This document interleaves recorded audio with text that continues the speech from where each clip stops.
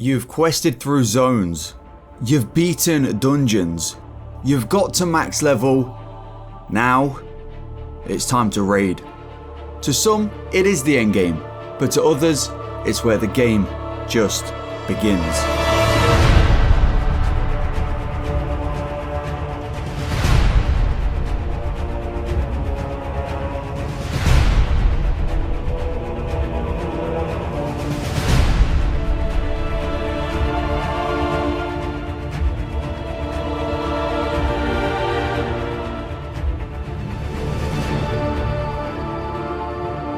Your friends will abandon you. None shall pass!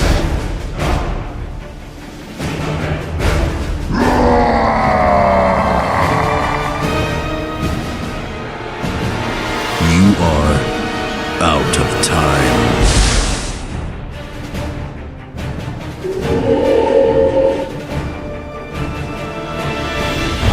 You will taste true power! Unannounced visitors, preparations must be made.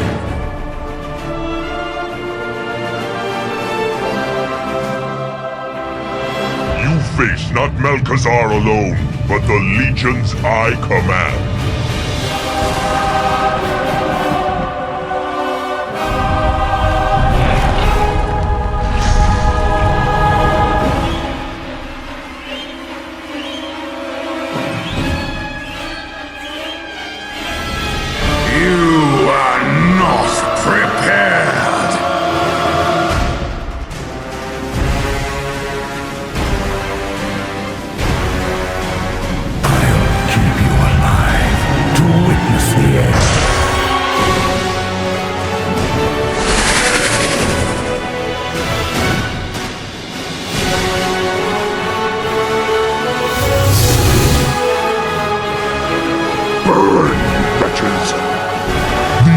Has come. Let the unraveling of this world commence. Over the years, there has been many raids introduced to the game, spanning all the way back to the release of World of Warcraft right up until present day retail WoW. But we're here to talk about the raids in the classic version of World of Warcraft because that's what I know, love and have a ton of experience doing. More specifically, we're going to be talking about the raids from the Classic Trilogy, which consists of Vanilla, the Burning Crusade and the Wrath of the Lich King, of which I have cleared every raid and all bosses on all difficulties either back in the day or during the Classic re-releases. So strap in, grab yourself a snack, as we're about to rank every raid in the Classic Trilogy from worst to best. But quickly before we start, we need to know what the criteria is for the list, and it's pretty simple. It's just, is the raid any good? All raids to some extent could be considered good or bad to someone, so it's pretty much just my opinion. Now remember, my opinion may be drastically different to yours, so I'd love to hear what raids you love or hate and why below. So let's get started. With the raid we've got in last place, which is the Vault of Archavon. There isn't really too much to say about VOA, it's just a one boss raid that is a quick loot grab for the off chance that it drops your specific piece of tier. It does progressively get more bosses as the tiers go on throughout Wrath of the Lich King, but the concept is also the same for those bosses. Just now they drop tier pieces equivalent to the current raid tier that you're in. The real and main reason though it's dead last place for me is because sometimes you couldn't even enter VOA. Back in the day, if your faction just lost Wintergrasp, then you straight up couldn't enter, and then in Classic they made it possible for basically both factions to enter, but you still couldn't enter Wintergrasp if it was already underway. I didn't really mind doing VOA, but overall that aspect of it just made it pretty annoying if you did want to run the raid. So moving on to number 23, and that's Eye of Eternity. This is genuinely the only raid I would be happy to skip 100% of the time.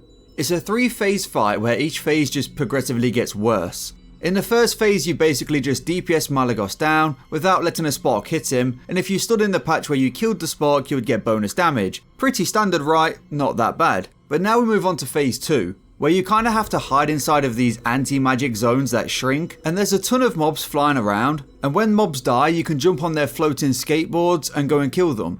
Now, if you're a melee player and wasn't one of the first people to get on one of these skateboards, then it was just boring. Then we move on to phase 3, which is the reason why this raid sucks.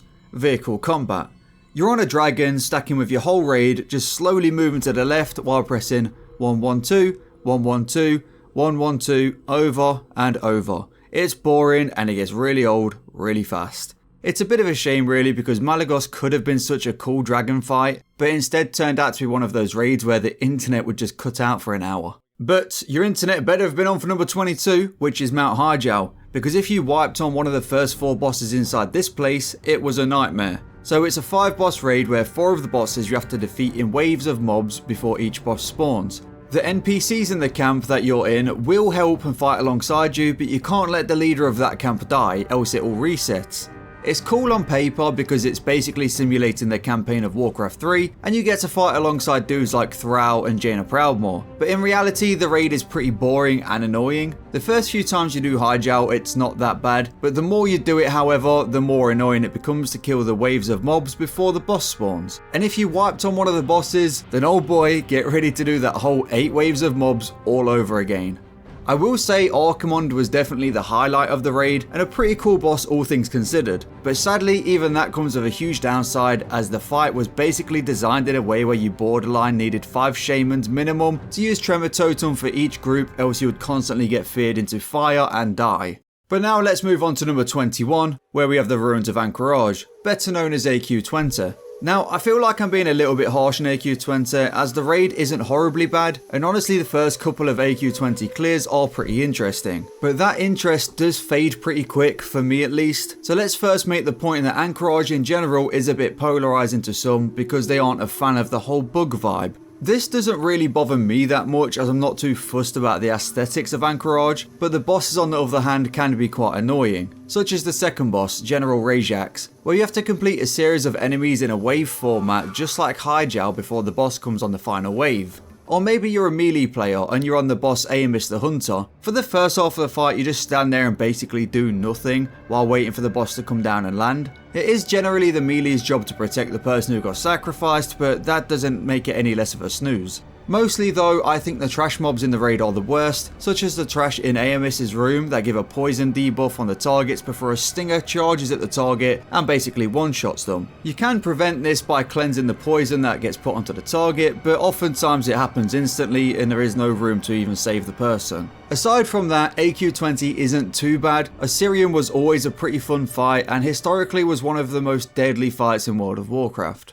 Now, at number 20, we have the Ruby Sanctum. I know I said I'd completed every raid in Classic and every boss on all difficulties, however the Ruby Sanctum is the only raid I did not do. I had never done the raid back in the day, and when it re-released for Wrath Classic, by this point I was also playing Season of Discovery as that had pretty much just released. And I was pretty strapped for time, so I chose the limited time I had to play Season of Discovery as Wrath Classic was ending and I wasn't going to play Cataclysm. So what I'd done is I asked my buddy Mighty, who stayed raiding in Wrath Classic for a little while, where he would place this on my list, and he chose to put it around here, as he thought it was slightly worse than number 19th on my list, which is the Obsidian Sanctum. I actually thought this was a pretty fun boss encounter. It's essentially a one boss raid with 3 mini bosses that you can opt into certain difficulties by either trying to take on Sartharian solo for the easiest mode, all the way up to Sartharian plus 3 mini boss drakes for the hardest mode of the encounter. If you were to leave the 3 drakes alive, they would each independently land at specific times during the encounter, and each specific drake that is alive would alter how the fight would work, such as spawning eggs that would hatch into whelps, putting a debuff on you that makes you hurt yourself when attacking, increasing the HP values of Sartharian and all drakes alive, increased damage to X School of Magic, as well as some other things.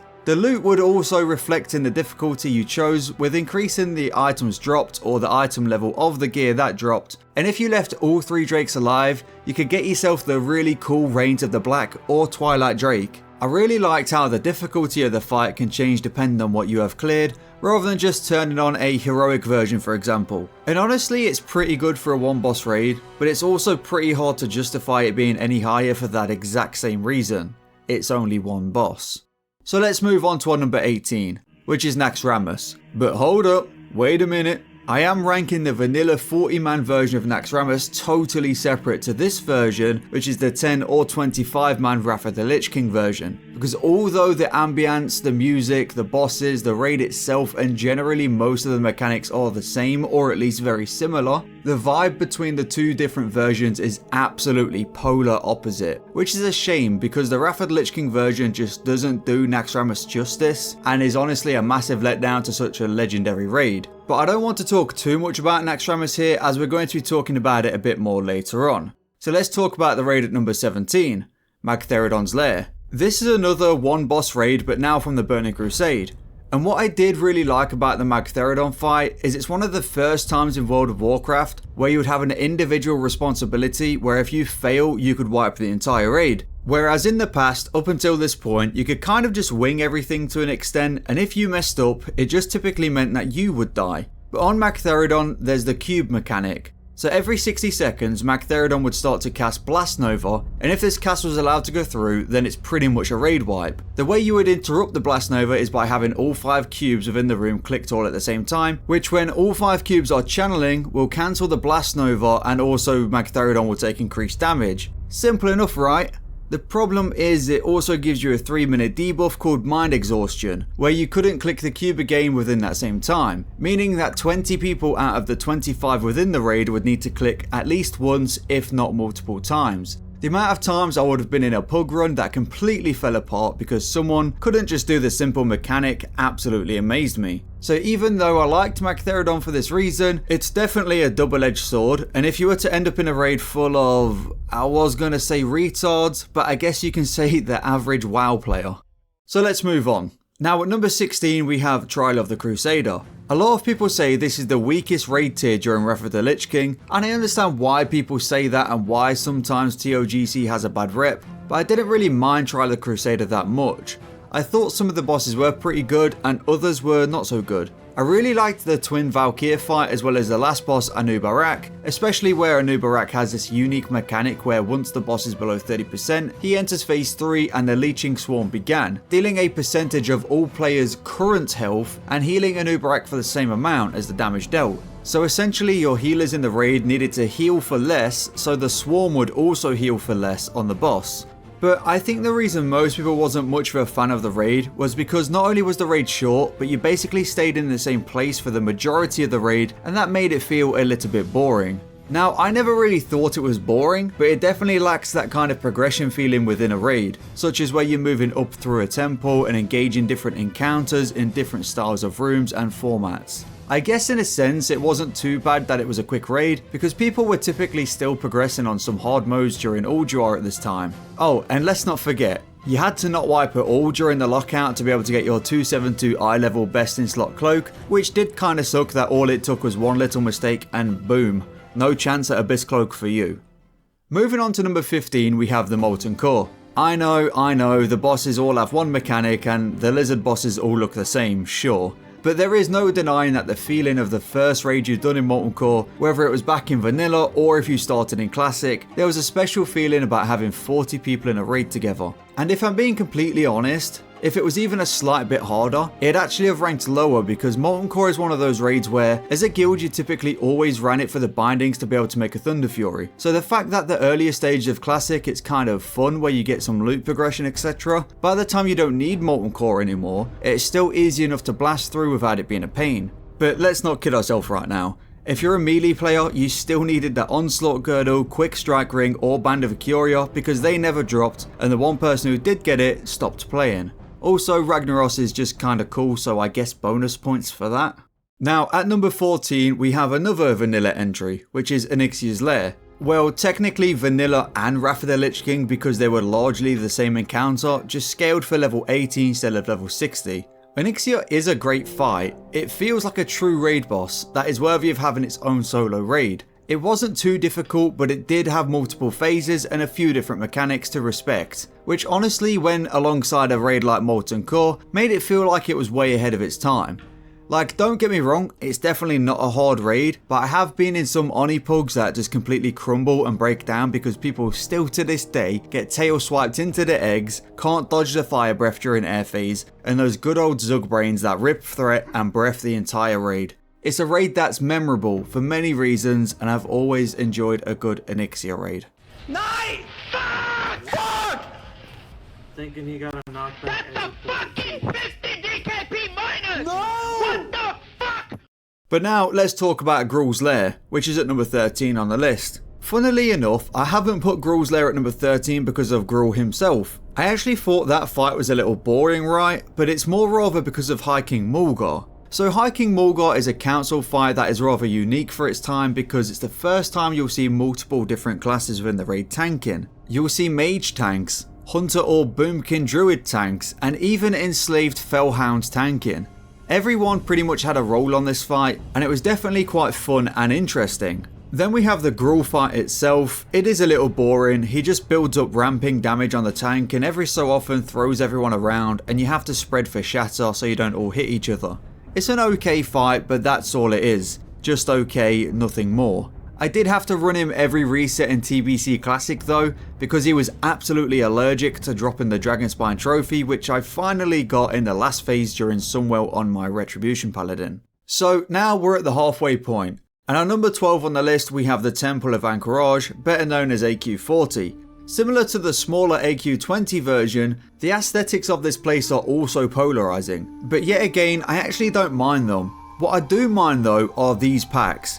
These packs are fucking awful, and by far the worst part of the raid. But apart from that, honestly, I always thought AQ40 was pretty good. It had some unique bosses like Viscidus, where your actual damage on the boss is near meaningless. Instead, you're having to apply as many frost attacks as possible to freeze the boss, before following up with as many melee attacks as possible to shatter the boss, which causes Viscidus to explode into little bloblets that each represent 5% of his total health, and that's how you defeat him. Or what about the Twin Emperors, the first time any class outside of your typical tank classes actually got to tank a boss, in an interesting encounter where you would need a Warlock tank to be able to handle the caster boss, and of course we have Cthulhu. Still to this day, Cthulhu is a fight that I don't really get bored of. It's the first old god you come across in WoW, and throughout the raid you've just been hearing him say weird shit, and finally you get to see what he looks like. But most of all, what I really liked about AQ40 is the feeling of being in a raid that feels like a true enormous raid fit for 40 people. So large in fact that you had mounts that were only usable while inside the raid. But now moving on to number 11, we have Zul'aman. I absolutely loved Zul'aman. I thought it was a fantastic little raid. It was so creative. Each boss encounter was themed around different animal gods. You had the eagle god, the bear god, the dragonhawk god, and the lynx god. Then we have the second to last boss, Hexlord Malygos. The last boss was then a mix of all the defeated animal gods combined, with 5 total phases all representing each of the animals. Aside from this, you could do the Zul'aman timed run for the Imani Warbear. So each of the first 4 bosses have a hostage behind them which were on a timer, and each time you rescued a hostage you'd get a little bit more time to get to the next one and rescue that one. But if you run out of time on any of the hostages at any point, the timer would stop and you'd no longer be able to do the time run. But if you did manage to save all the hostages, then you'd be able to get the Warbear near the end of the raid. Nowadays, ZA timed run isn't that difficult, though it is still a lot of fun, but I can tell you that back in the day it definitely was a challenge, and to have that Warbear was pretty special. Now we're into the top 10 and we have the back to back. We've got Zul'gurub. This is the original jungle raid from vanilla, and very similarly to Zul'aman, had its own set of bosses which took on different aspects of certain animals. But what I really liked about Zul'gurub was not only was it really fun and accessible, but it was always relevant content in vanilla. Even though it was supposed to only be a catch-up raid, because it had Zandalari enchants, whether it was the shoulder enchant you'd get from Reputation, or the head and leg enchant you'd get from handing in an idol that drops from bosses, alongside a voodoo doll, for a range of great enchants, so even if you was decked out in best in slot from Naxxramas, there's a good chance you'd be coming back here at some point. Aside from this, the final boss Hyjal was always a standout boss for me. I mean, it's a boss that just feels important. He is the blood god after all.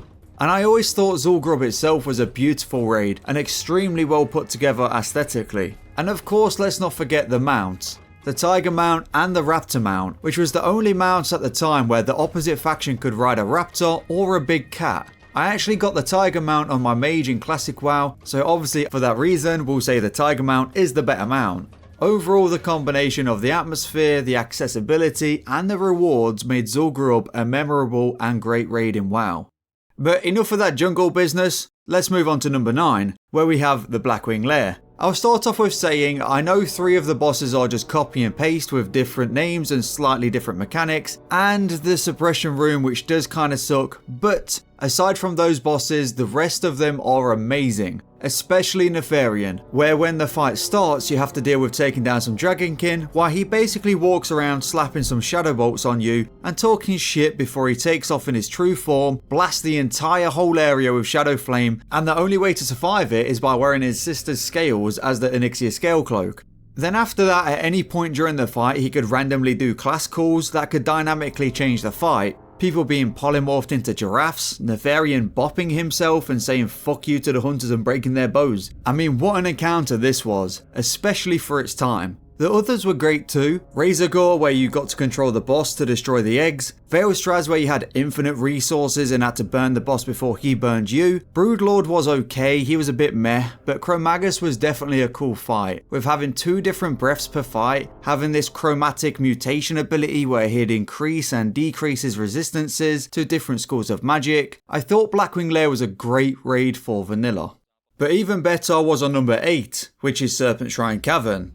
I was never a fan of the Coilfang Reservoir dungeons, but the raid? Goddamn, I liked the raid. I liked all the bosses too. Hydros, how you needed to take him past the pillars so he switched forms from frost to nature damage and have a separate tank for each form because of the stacking debuff. The lurker below, I mean, all that fishing finally paid off, right? Leotheris the Blind brought back the good old Warlock tank. The council fight of Fathom Lord Carathres, where still to this day people don't know how to target the Spitfire totems. Morrogrim Tidewalker, where the best way to be the Paladin tank was to have a Warlock life tap and you heal to get threat on the Murlocs that run in. And finally, Lady Vash. What a fight this was. It sort of started out with this slow build up, taking Vash to 70% health, then having to deal with ad management and the tainted cores to turn off her shield, before hitting phase 3, and now it's this sort of race to kill her before everywhere is covered in toxic pools. So the fight starts out pretty easy and chill, but by the end it ramps up so much and becomes pretty intense towards the end. But honestly, the whole fight in my opinion is well made, and it's a top fight from the Classic Trilogy of WoW. Now moving on to number 7, we have the Tempest Keep. And this raid is only this high because of Kael'thas, but we'll get onto him in a second. Firstly, I want to say that other bosses aren't too bad either, but Void Reaver and Solarian are definitely fights that can't compare. I mean, Void Reaver was called Loot Reaver for a reason. We do have Alar though, and I actually really liked this fight. Visually, Alar was stunning, and this was the mount you could get from the last boss. Mechanically, it wasn't too difficult, but it definitely needed tanks to know what they were doing with the platforms. Some of the trash in Tempest Keep was genuinely quite deadly, especially some of the trash leading up to Kael'thas' rune. And Kael'thas himself, what a fight this was. It's easily my top 3 fights of all time. It's an engaging fight where everyone felt involved. Each phase felt more distinct and more progressively challenging, with Kael'thas' dramatic ascension into the air, gravity laps to throw you all over the place, and of course the fact that he could pick up and use limited time legendary weapons that drop from the ads at the start of the fight. It got really intense towards the end too. It wasn't a particularly easy fight, especially for its time. It was quite difficult, but my god, a memorable fight, and he's the reason why Tempest Keep was so goddamn good.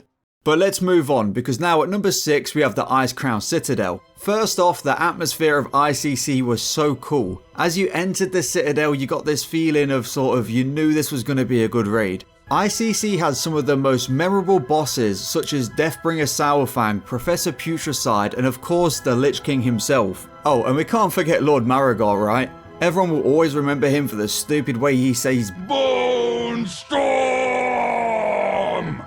It did have some pretty bland parts inside of ICC that thematically was cool and could have been really good, like the gunship, but it just didn't really hit the mark, and of course was rightfully named Loot Ship because it was the easiest encounter, if you could even call it that. The Lich King fight though was awesome. The heroic version definitely was a step up in difficulty compared to anything up until this point, and the fight was a bloody long fight. A heroic Lich King kill could easily take 15 or so minutes, which for a single boss during the Classic era was absolutely unheard of. It was a fight where you needed great raid coordination, good reaction times to mechanics like Infest, strong burst damage to kill the Valkyries that grab players before they get thrown off the edge. The whole fight felt exactly how it should for one of the most iconic villains in the game's history. But now let's move on because we're getting into the top 5. And in 5th place we have the Sunwell Plateau.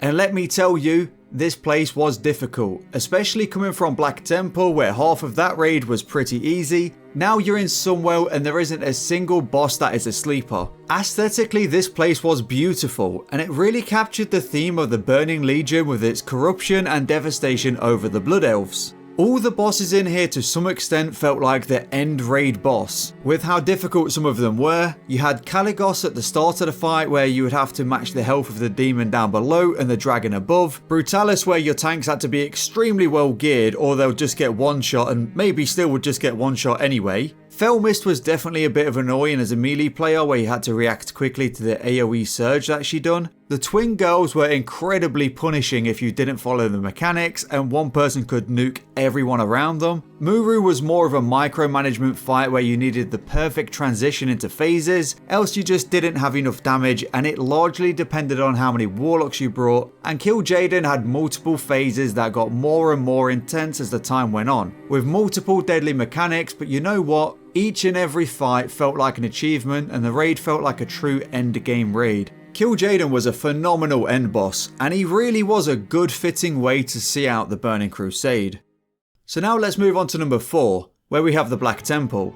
As mentioned already, half of the Black Temple wasn't that difficult. There were a lot of bosses that were pretty easy, but the Black Temple had one of the most epic and satisfying feelings when progressing through this place. Because you entered the temple through a small crack in the lower wall, and you slowly move up until you reach the courtyard, and the entrance to the temple is guarded by this absolute mammoth motherfucking unit called Supremus. What an absolute chad, by the way. And then once you're inside the temple, you slowly work your way up. At no point are you teleporting into boss rooms and stuff like that. You are physically climbing the temple and opening new doors and corridors until you finally get to the top to meet Illidan, which is my favourite fight of all time. There was nothing more iconic and badass than being at the top of Black Temple fighting against probably the most well-known character in World of Warcraft. And the fight itself was just excellent. It had everything it needed. He hit bloody hard. He flew around shooting lasers, giant fell-coloured fire elementals, parasites, his true demon form where once again you'd utilise a warlock tank, and during his last phase he enrages and you need to kite him over these traps that drop him to the floor. It dispels his enrage while you whack on him. I mean, the fight really is chef's kiss. And honestly, in my opinion, the best fight ever made in the Classic Trilogy. He of course drops the famous glaives for those rogues to finally be useful during the expansion as well. And one massive bonus that the Black Temple has, and is taken granted for, is that it has a repair vendor inside, which definitely comes in useful during progression. Now we're moving into the top 3, and taking bronze is Karazhan. This place is just fantastic. The atmosphere of being inside the castle and the mysterious story surrounding Medivh, the gothic and eerie aesthetic was so fitting. Even players who didn't care for any of the game's lore could appreciate how well the aesthetics and atmosphere was put together within the raid. You had a range of great bosses, from the quirky fights like Moros and the Curator, to the badass fights like Prince Malchezaar. And one thing I'll never ever forget about the Malchezaar fight is the Shadow Nova that he does. That leaves you on about 1% health, and me being a Ret Paladin, the good old Seal of Blood that used to hurt you based on the damage it dealt, I may have killed myself once or twice with Seal of Blood. The chess event, now most bosses, if you can call them bosses, that are like this, which are loot grabs and whatnot, I really dislike. But I feel like the chess event was somehow actually better than, let's say, Gunship from ICC. And what I always found funny was you had this moment of doing this encounter where you basically couldn't lose and it was really easy. And then you follow it up against these ugly ass beasts right after that were absolutely deadly and could one-shot people. The switch up was great and it always caught people off guard. Karazhan was just so good, man. It was accessible, it had summonable bosses through long quest chains with Nightbane, it was easy yet some challenging fights, and overall it was just an interesting raid that never got boring.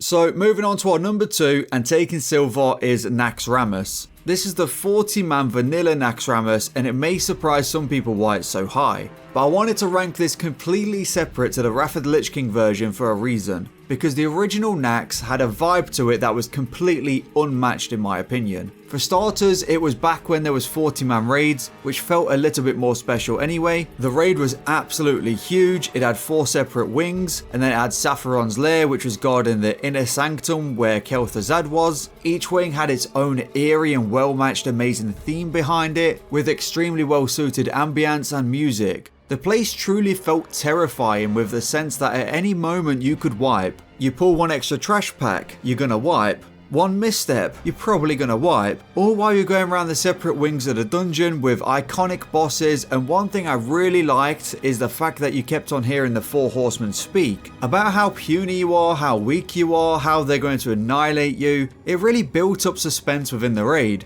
We also have to remember that during this version of Nax is when the Scourge is a big deal. You're doing Strafholm and Scholarmans, you've been seeing, hearing and questing, killing all kinds of Scourge up until this point. And just like Sunwell and ICC, Naxxramas in the vanilla version of the game is truly a great end game raid that I have never gotten bored of. Now we're on to our winner. In the top spot we have Ulduar. This place is just phenomenal. There is very little you can criticize about Ulduar. It does so many things right that the few things that do suck don't even matter. Even Flame Leviathan, which is vehicle combat, and I hate vehicle combat, but this fight was actually a good fight. It's how the vehicle combat should be. It's a fight where you all have to work together, and you have these separate machines that everyone operates. You have certain vehicles shooting down pyrite, others picking it up and shooting the pyrite, people being shot onto the boss to destroy the turrets, and then bikes ripping around to pick people up. It was quite amazing to see a fight work in such a coordinated way. The way they done the hard modes within Ulduar was absolute perfection. They were much more interesting than just enabling a hard mode. Having certain bosses dynamically increase in difficulty during the fight based on certain factors, such as for example the Iron Council, where the fight would change difficulty based on which bosses you killed first and last. Or what about the big red button you hit, which turned Mimiron into one hell of a tough but extremely fun fight. I will admit that General Vezax was tedious, and when you were geared it was pretty lame because if you wanted to do the hard mode, you essentially had to wait and not DPS, but after that you then have Yogg Saron, where you basically could choose 4 different difficulties, and Yogg with 0 lights was actually a really hard fight. But what's great about these hard modes is that they aren't hard and annoying. They are hard but still extremely fun. Then we have Algalon. He's up there in my top 3 fights of all time alongside Illidan and Kael'thas. As you open these doors and you step into the Celestial Planetarium, visually it is just absolutely fantastic. The mechanics all look great, like when the Big Bang happens you have to go through a different dimension to avoid it. I mean look, I could go on and on about Ulduar and the bosses and some of these raids, and in particular any of the raids in the top 10. The majority of the raids within the Classic Trilogy were absolutely awesome, and it was the hardest ranking I've had to make yet. But let me know what your favourite raid from the Classic Trilogy is and why. Thanks for watching, and I hope you enjoyed the video.